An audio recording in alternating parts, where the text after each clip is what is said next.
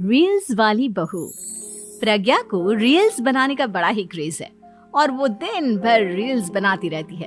खाते पीते घूमते फिरते घर में कॉलेज में रील्स बनाने के कारण प्रज्ञा पूरे कॉलेज में हाईलाइटेड है। जहां उसकी रील्स सभी को पसंद आते हैं, वहीं मनीषा चिंता में डूबी रहती है। एक रोज जब खाते हुए प्रज्ञा रील्स बना रही होती है, तब मनीषा कहती है, 1 मिनट भी चैन नहीं है इस लड़की को। ये नहीं कि खाना तो आराम से खा ले, लेकिन नहीं, अरे थोड़ी देर रील्स नहीं बनाओगी तो आसमान नहीं टूट पड़ेगा। अरे मम्मी, इसी को तो कहते हैं डिटर्मिनेशन।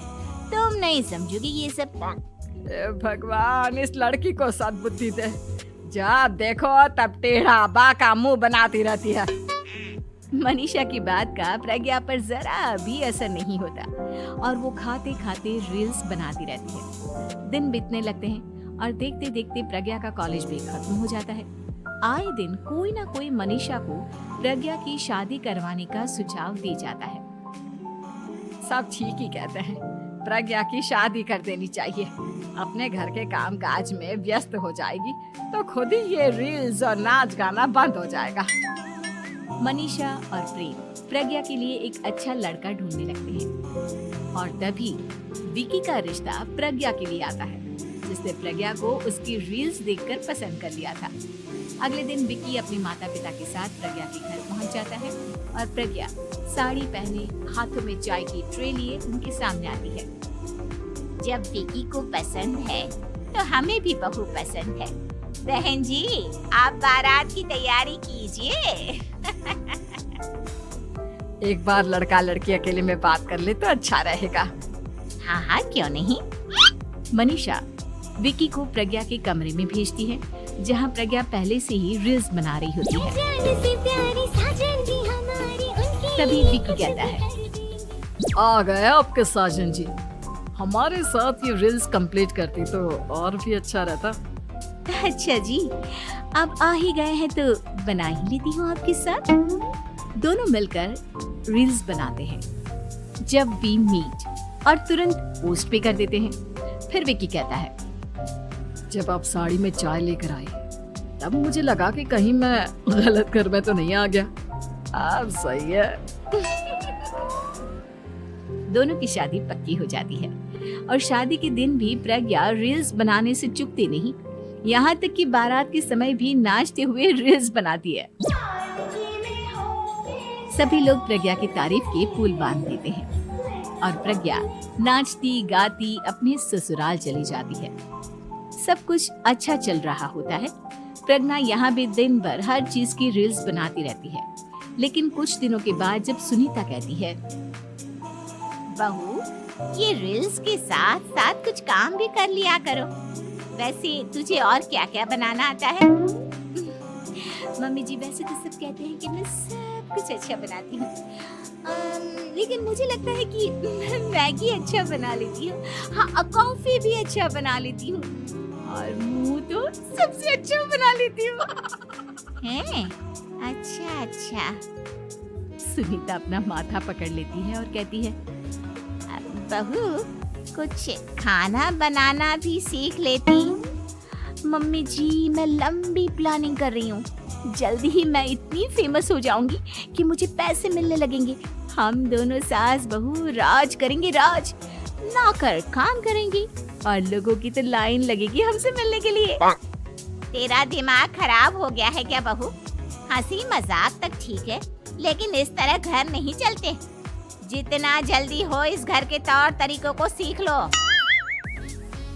प्रज्ञा मुंह घुमाकर चली जाती है और तुरंत उसी वक्त एक रील बनाती है। ये देख सुनीता का गुस्सा 7वें आसमान पर चला जाता है और विकी के घर आती ही सुनीता उसे सब कुछ बताती है। विकी भी अब प्रज्ञा की इन हरकतों से परेशान हो जाता है। तुम टेंशन मत लो मम्मा, मैं देख लूंगा। विकी कमरे में जाता है तो देखता है कि प्रज्ञा रील्स बना रही है।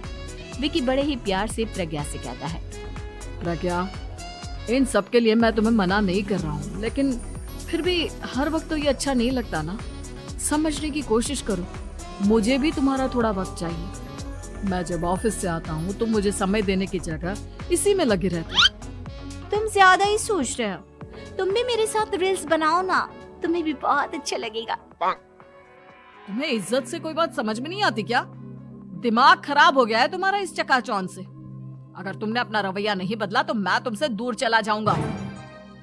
तुम ही रिश्ता लेकर आए थे, मुझे लड़कों की कमी नहीं थी और ना आज है। विकी दरवाजा पटक कर चला जाता है। धीरे धीरे विकी प्रज्ञा से दूर होता जाता है।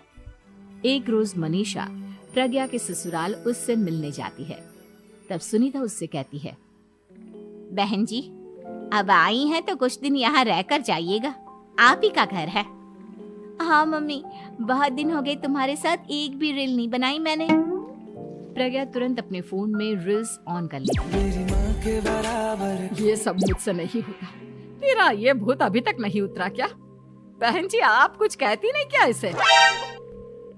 जब आप ही कुछ नहीं कर पाई तो मैं कर ही क्या सकती हूँ। सास तो वैसी ही बदनाम है।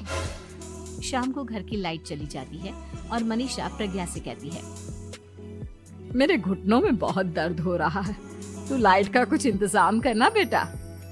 अच्छा, कैंडल जला देती हूँ मम्मा। प्रज्ञा गाते हुए कैंडल जलाती है और खिड़की के पर्दे के पास रख देती है। मनीषा, जिसे बहुत दर्द हो रहा है, वो सो जाती है और प्रज्ञा हमेशा की तरह अपने रील्स में लग जाती है। उधर कैंडल की वजह से पर्दा आग पकड़ लेता है और मनीषा के कमरे में आग लग जाती है।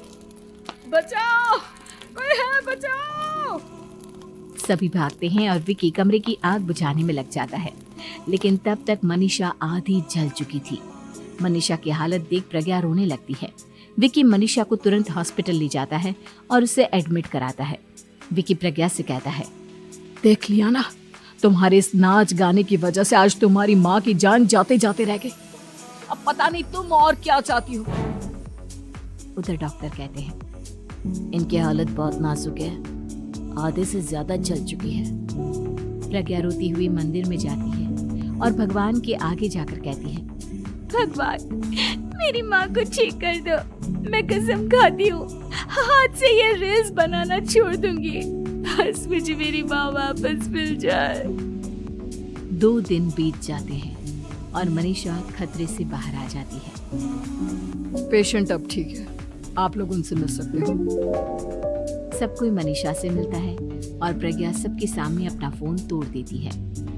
मुझे माफ कर दो मम्मा, मैंने तुम लोगों की बातों को नजरअंदाज किया। बेटा, कोई भी चीज जरूरत से ज्यादा खराब है। मैंने तुम्हें रील्स बनाने से कभी मना नहीं किया, लेकिन हर वक्त एक ही चीज तो सही नहीं है। मैं समझ गई हूँ मम्मा, आई एम सॉरी। प्रज्ञा उस दिन से रील्स बनाना छोड़ देती है और पूरी तरह से अपने घर में लग जाती है।